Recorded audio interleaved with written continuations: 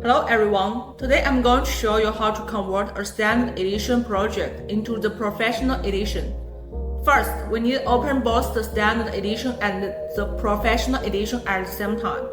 In the standard edition, you can see we already have an existing project. Now, if we want to migrate it to the professional edition, we just need to switch over to the professional interface. On the professional edition homepage, click on Migrate Standard.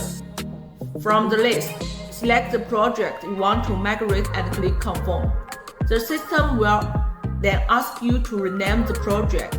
Just adjust the name as needed and click Save. And that's it. The project is now converted from Standard Edition to Professional Edition.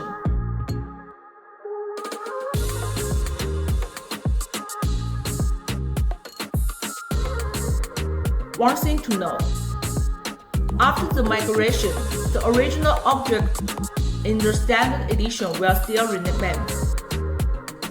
So you can continue to modify or optimize it later if necessary.